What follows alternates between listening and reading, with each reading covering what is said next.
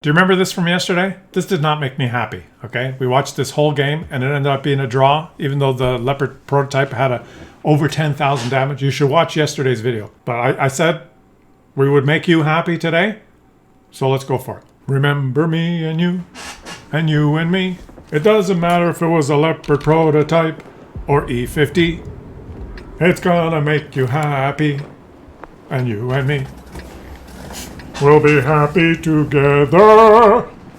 Okay, so E50, same regular schmo setup. No purple equipment. No, what is that thing called? Directive. He's got a shit ton of all premium ammo. Because that's an E50, right? E50 has terrible regular penetration.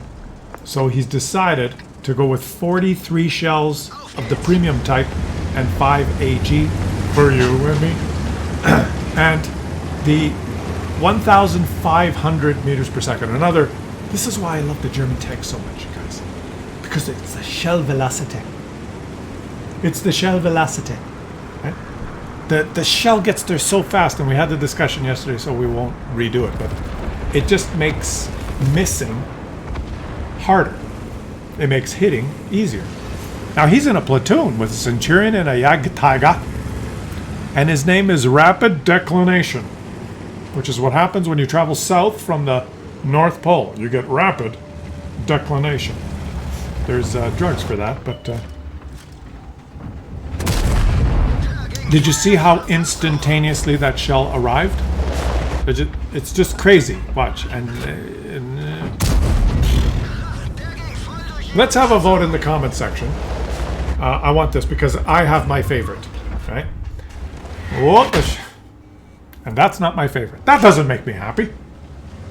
This video is to make you and me happy, which didn't happen yesterday. This is the question for you in the comment section. Which one do you prefer? The Leopard Prototype? Oh, what a shot. Or the E50? Or no, not that. That's too general a question. Let's be more specific. Right? Which one has the better gun? No, this guy's not running purple equipment. Okay, he doesn't have the super wazooba purple equipment. You saw his loadout. Alright? Anyone can get gun handling like this with an E50. I specifically showed you this, or picked this, because, you know, if I showed you a guy with the Bond improved aiming and the Bond vert stabs, or, you know, whatever, then you'd say, oh, well, yeah, sure. Regular schmo my ass, I can't get that.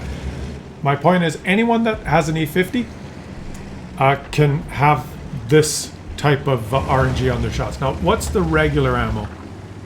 See, 1,200 meters per second on the regular ammo. You have to press 2 on the E50, and you jump to 1,500. That's 1,500 is fantastic.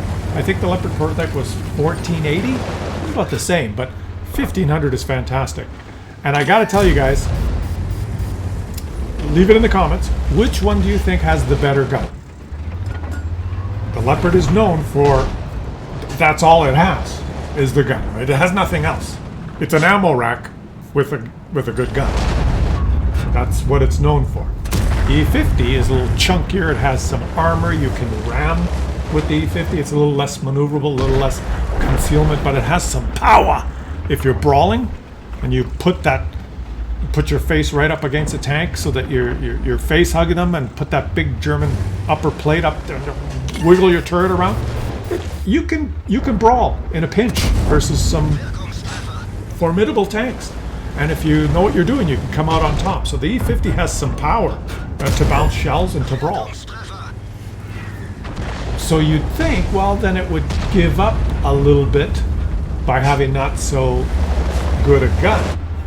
And when you look at the statistics that Wargaming posts, the Leopard statistically, aim time and accuracy and stuff, the Leopard Prototype has the better gun. But in my experience and my opinion, I think the E50 gun is better. When I play it, you seen these shots? This is not abnormal. This is not like, holy shit, where'd you find RNG like this? When I play my E50 and I load premium ammo, I have to make that disclosure. It's got to be with premium ammo. It just does not work with regular ammo. Just doesn't. Hey, Mr. Lorraine, you made a mistake. It just doesn't, and I think it has to do with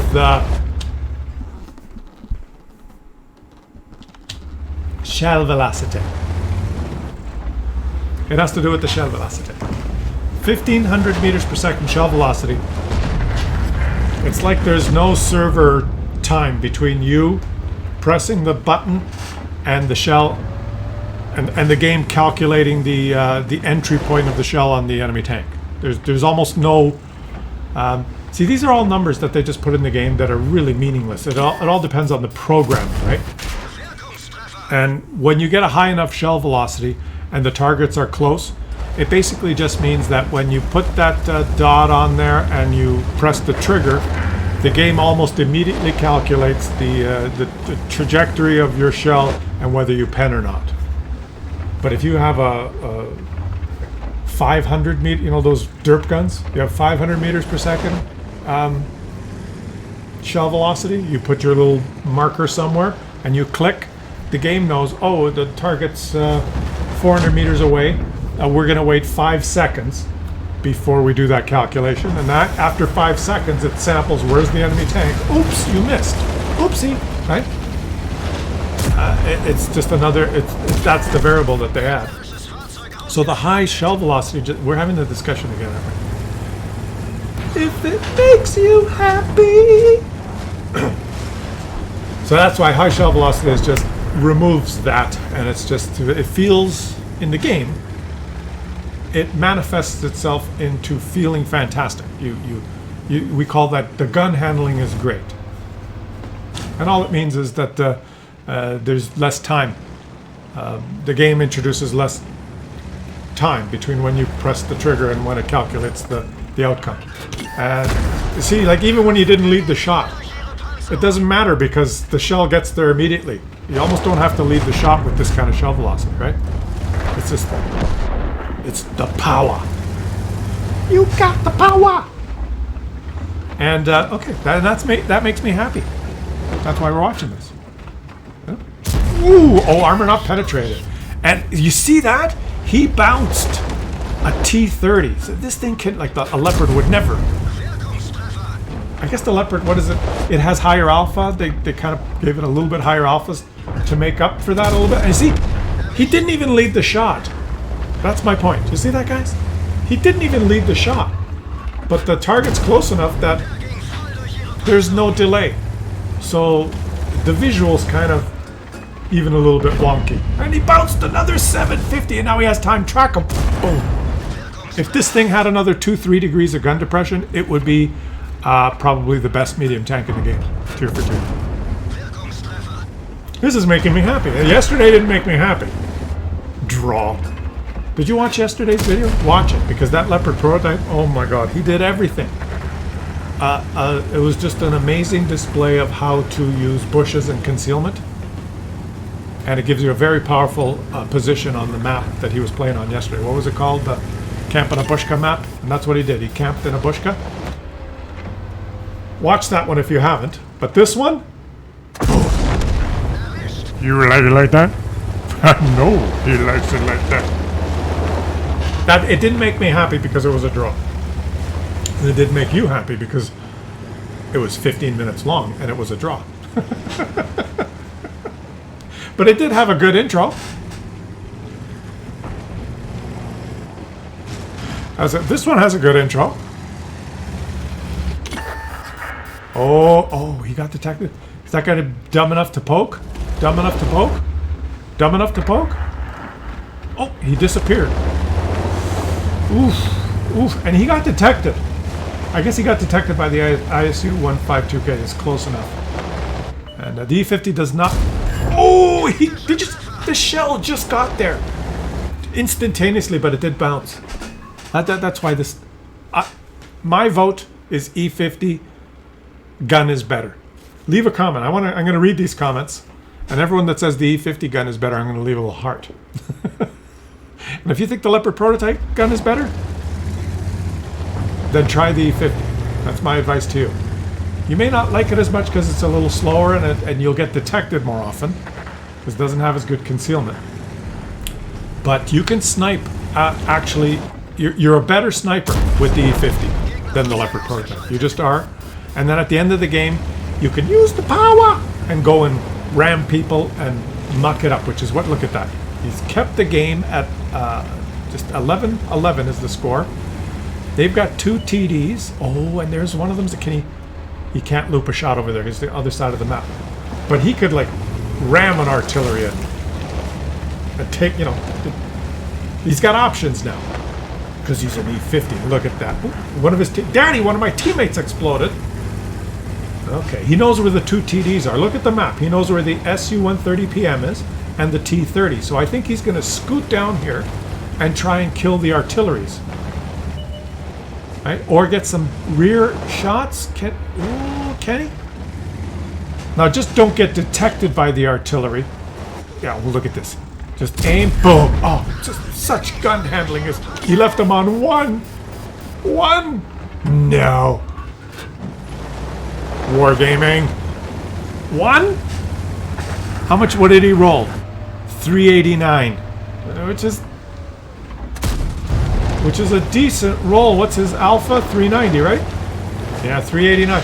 His alpha's 390. He rolled 389 and left the enemy on 1. Because everything's random in this game. He low rolled by 1 and the enemy walked away with 1 HP.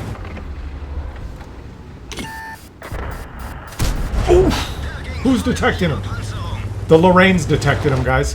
He doesn't know it, but he's still lit. And that SU-130PM is going to shoot you.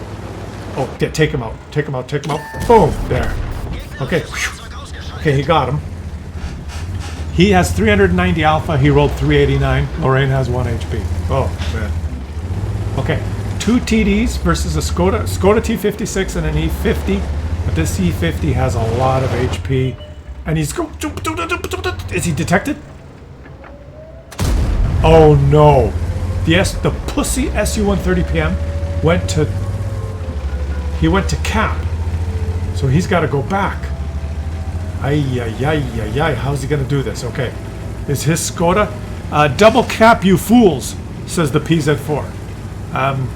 So the PZ4, who is dead, is telling them how to win, and that would be by double cap, you fools. And it's true. If they both went in the cap, they would probably win. But I think the Skoda's going to go in the cap, and all the E50 has to do is reset. So go reset. He's got time. He's got 57 seconds. Always the long trip without the time to get there, says the PZ4. He's got time. He's got time. Unless the T30 enters the cap too, but the T30 is slow. He's gonna reset. Not a problem. Relax. He's got all the time. In the way, he's got 39 seconds. The only thing that could screw him is if this SU-130PM is invisible. If Wargaming says, no, I'm sorry, you can't see him because we've decided to make him invisible. Let's see. His teammate has died because... What? Now he's... And he bounced! Did you see the beautiful German plate bounces him? And he's got to just shoot him. Boom! Yes! And just, oh! You gotta take him out fast. Take him out fast. Don't let him... And his track absorbed it. Go forward! Forward! Excuse me, Wargaming? Wargaming, excuse me? Okay. Well, Wargaming tried to make him lose by giving him that ghost shell, but he made it work. Now, I had no idea that the T-30 would go back and reset, but he did. And now it's the German E50 versus the T-30. He's already bounced 2 shells from the T-30, hasn't he? He's bounced 1,500 HP from the T-30. That T-30 is probably pretty pissed off about that. And that's why we're watching this, because it's going to make me happy. Finally, a German tank that comes out on top with just a glorious game, 8,928 damage. Where would you go? Where would you go? He's got to get there. He can out DPM the T-30. Even if he takes a hit, Okay. He's got a minute. Oh, he's detected. Okay, so T-30 is going to shoot. And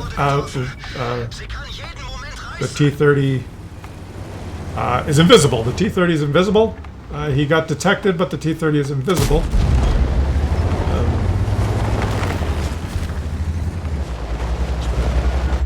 There is that.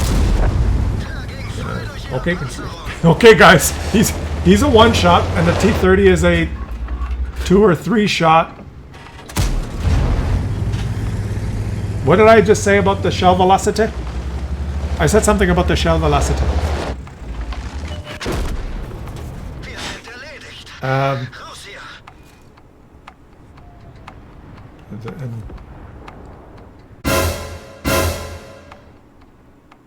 Well, that didn't make me happy.